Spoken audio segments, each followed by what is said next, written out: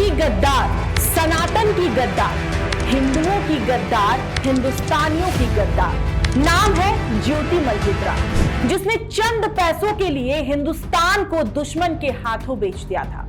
आज हम एक ऐसा खुलासा करने जा रहे हैं जिसको सुनकर आप हैरान रह जाएंगे, क्योंकि ये वो खुलासा है जिसके बारे में आज तक किसी ने सोचा भी नहीं होगा। नमस्कार, स्वागत है आपका जीवन 24 के डिजिटल प्लेटफॉर्म में और मैं हूं आपके साथ ऋषु चौधरी। नाम ज्योति मल्होत्रा, काम हिंद के बेचने का, शक्ल मासूम और इरादे खौफनाक। इस चेहरे को ध्यान से देख लीजिए, इन तस्वीरों को समझ लीजिए, क्योंकि ये वो है जिसने अपनी भारत माता को दुश्मन के हाथों चंद पैसों में बेच दिया था। जासूस ज्योति मल्होत्रा को लेकर हर दिन नए नए खुलासे हो रहे हैं, लेकिन इस बार जो खुलासा हुआ है वो हर किसी को हैरान कर रहा है, क्योंकि ज्योति के निशाने पर मर्यादा पुरुषोत्तम भगवान श्री रामचंद्र का मंदिर भी था। अयोध्या में मर्यादा पुरुषोत्तम भगवान श्री रामचंद्र की प्राण प्रतिष्ठा शानदार तरीके से हुई। सनातन की जय जयकार पूरी दुनिया में हुई, लेकिन ये जय जयकार कट्टरपंथियों और पाकिस्तानियों को पसंद नहीं आई। हिंद के दुश्मनों ने राम मंदिर की रेकी करना शुरू किया, खौफनाक प्लान बनाया, लेकिन ये प्लान कामयाब नहीं हुआ।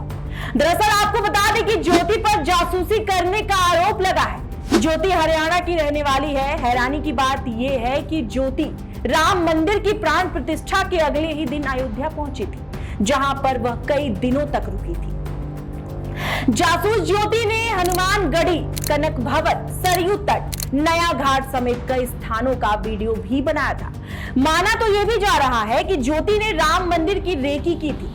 ज्योति धार्मिक यात्रा पर नहीं थी, बल्कि वह पाकिस्तान की जासूस बनकर अयोध्या गई और आईएसआई के इशारे पर राम नगरी की रेकी की थी। रेकी का इनपुट जैसे ही सुरक्षा एजेंसियों को मिला तो फिर हाहाकार मच गया। दिल्ली से लेकर अयोध्या तक हड़कंप मच गया है। अयोध्या पुलिस और भी ज्यादा सतर्क हो गई है। ज्योति की इस यात्रा को बेहद गंभीर और राष्ट्रीय सुरक्षा के लिहाज से चिंताजनक बताया जा रहा है। जांच एजेंसियों के मुताबिक ज्योति मल्होत्रा ने अयोध्या धाम में रहते हुए कई संदिग्ध गतिविधियों को अंजाम भी दिया था। 22 जनवरी 2024 को रामलला ठाठ से अपने घर में विराजे थे, लेकिन उसके अगले ही दिन जासूस ज्योति अयोध्या पहुंची थी और सनातन के सबसे बड़ा प्रतीक अयोध्या की रेकी की थी। अब जांच एजेंसियों ने मोर्चा संभाल लिया है। हर होटल, हर रेस्टोरेंट और हर मंदिर से सीसीटीवी फुटेज खंगाले जा रहे हैं और ये जानने की कोशिश की जा रही है कि जासूस ज्योति के साथ कौन कौन मिला हुआ था, कौन कौन वो गद्दार है जिन्होंने दुश्मन के हाथों हिंदुस्तान को बेचने का काम किया था। सवाल ये है कि आखिर जासूस के साथ कौन लोग शामिल थे, किन किन लोगों से वो मिली थी, कितनी देर तक बातचीत हुई, और सवाल ये भी है जिनका नाम खोजने के लिए लगातार कोशिश की जा रही है।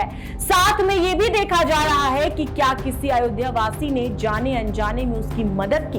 इसके अलावा ज्योति मल्होत्रा के काशी विश्वनाथ धाम जाने और वहां की भी वीडियो बनाने की बात सामने आई है। दरअसल आपको बता दें कि जासूस हसीना ज्योति मल्होत्रा फिलहाल हिसार पुलिस की कस्टडी में है।